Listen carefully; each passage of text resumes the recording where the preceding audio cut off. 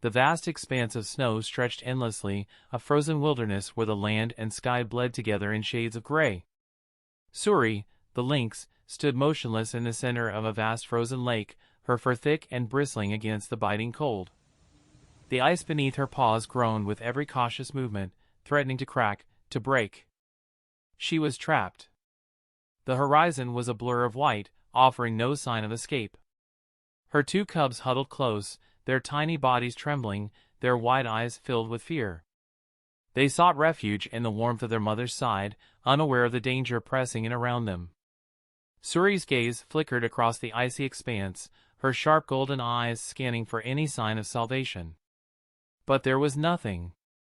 No distant shore, no tracks in the snow, no sound but the relentless wind howling through the bare trees on the far side of the lake. The cold was suffocating, the silence oppressive. Her breath came in short bursts, clouding the air before dissipating in the frozen void. Every shift of her weight on the brittle ice made her heart race, the tension mounting with each second. A crack split the silence, and Suri froze, her ears twitching.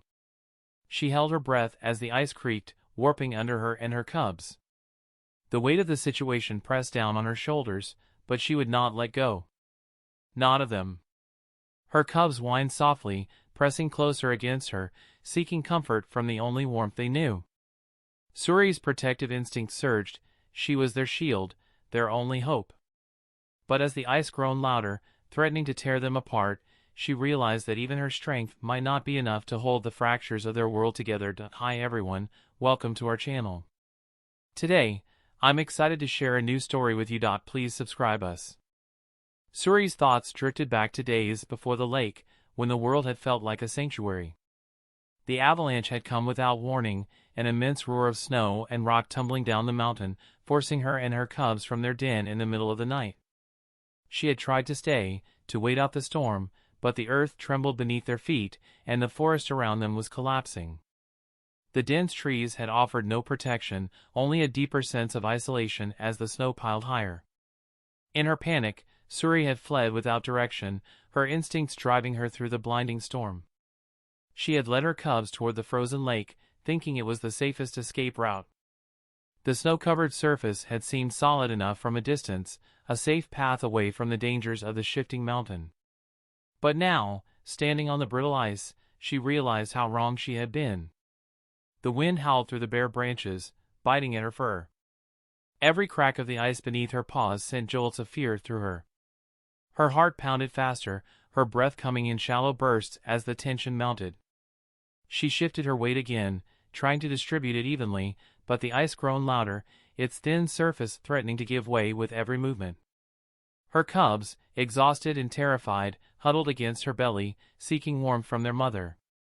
They had no understanding of the danger they were in, clinging to her instinctively, their tiny bodies trembling beneath her thick fur. Suri's ears twitched nervously, her sharp eyes scanning the horizon for any sign of help. But all she saw was white, the endless expanse of snow stretching out in every direction. The cold seeped deeper into her bones as she fought to keep her composure. Her paws were numb, and the tremors in her body were becoming more pronounced. But she could not, would not, let her cubs feel her fear. Not now, not ever. Then, the distant roar of an engine broke through the quiet, sharp and sudden. It was the unmistakable sound of a snowmobile, followed by the hum of loud machinery, an intruder in the forest. Suri's fur bristled. She stiffened, her muscles coiling in anticipation. Someone, something, was out there. But was it friend or foe? The sound grew louder, drawing closer to the edge of the lake. The wind carried the noise to her ears, and her heart raced with conflicting emotions. She needed to act, to move, but the ice was betraying her. Each shift of weight, each sound of cracking ice, made her heart lurch in panic.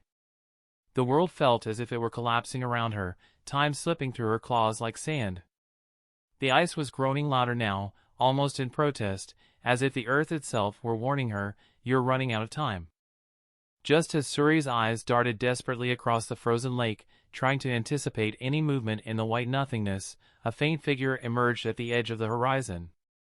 Her breath caught in her chest as the shape grew clearer, an unexpected human form, making its way through the wind and snow toward her. His name was Ian Rivers, a local park ranger who had been tracking strange patterns in the forest after the avalanche. He had seen the destruction and the signs of displaced animals, knowing that Suri's family had to be in danger. But there had been no sign of them, until now. Ian's eyes locked with Suri's from across the icy expanse, a momentary connection of hope and understanding that could only be shared between two creatures fighting for survival. He moved cautiously, each step deliberate, as he surveyed the cracking ice beneath him. He had to be careful. He knew better than anyone how precarious the situation was. Then, without warning, a deafening crack split the silence. The ice groaned as if it had reached its breaking point. Suri's heart lurched in panic as the ground beneath her feet shattered, the jagged fissures spreading outward in an instant. Instinct took over. Suri dove protectively over her cubs, her body instinctively wrapping around them, shielding them from the impending collapse. But it was too late. The ice splintered, and Suri's cubs tumbled into the freezing water below, their tiny cries drowned by the sound of rushing cold. With a surge of adrenaline, Ian acted quickly. His training took over as he leapt onto the fragile surface, using the nearest tree for leverage to avoid his own fall into the icy depths. Without hesitation, he plunged into the water, his limbs already numb from the cold. His heart raced as he grabbed one of the cubs, pulling it out of the icy grip of the lake. Every second felt like an eternity. He yanked the small, limp body to safety, his breath ragged, before he turned back toward the water, desperate for the second.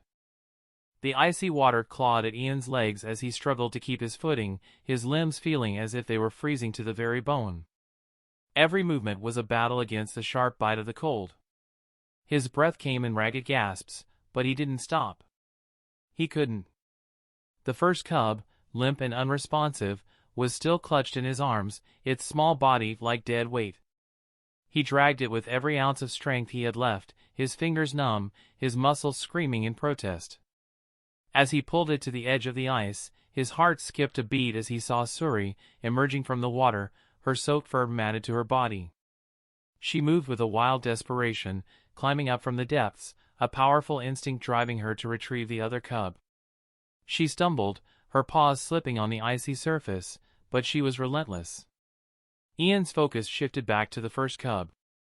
He placed it gently onto the ice, checking for signs of life. His fingers trembled as he felt the faint rise and fall of its chest, a weak but unmistakable sign. Relief flooded through him, though it was short-lived. He still had one more to save.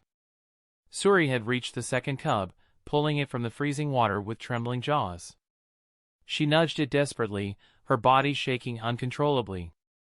Ian moved swiftly, guiding her to the shore, and as he reached down to check the second cub, he saw its tiny chest rise, a fragile breath escaping its lips. But Ian's strength had reached its limit. Collapsing beside them, he struggled to catch his breath, his body shivering violently, his teeth chattering. The weight of the cold pressed down on him, but his concern for the cubs, now safe on solid ground, kept him from succumbing to his exhaustion. With shaky hands, he pulled the cubs closer, his gaze meeting Suri's. Her golden eyes locked onto his, filled with quiet gratitude, a shared understanding passing between them in the fading light of the storm. The journey back to Ian's cabin was long, each step a laborious effort as the frigid wind whipped around them. Ian's legs felt like they were made of stone, the cold sinking deeper into his bones with every passing minute. But he pressed on, determined to get the cubs to safety. Wrapped in the thermal blankets, the cubs were quiet, their small bodies still trembling from the shock of the cold, but the warmth began to work its magic. Ian's muscles burned with exhaustion, but he didn't stop. Suri followed closely behind, her movements slow and deliberate, her golden eyes locked on her cubs with an unwavering, protective intensity. Almost there, Ian murmured softly, his voice low and reassuring. He wanted to give her something, anything, to help her trust him, to show that he wasn't going to let her lose them. He glanced back at her as she limped, her body sagging from the cold and the ordeal. "They're going to be okay, I promise." As the cabin finally came into view, the weight of the ordeal seemed to lift. Ian pushed the door open with what little strength he had left, stepping into the warmth of the firelit room. The blast of heat was almost overwhelming, but Ian didn't care. He placed the cubs gently near the fire, wrapping them in blankets, and then turned to Suri, who had collapsed on the floor beside them. Her eyes met his, filled with gratitude and trust. She leaned into him, her head resting against his leg. Ian didn't know how long it had been since he felt this kind of connection, this kind of bond, man and beast, united in survival. The cubs stirred, weak but alive, and Ian allowed himself to smile, the weight of the winter finally lifting. The storm had tested them both, but it had also forged something deeper. And as Suri's steady presence lingered beside him, he knew this was just the beginning of their strange, unexpected friendship. If this story touched your heart, hit the like button and subscribe to our channel.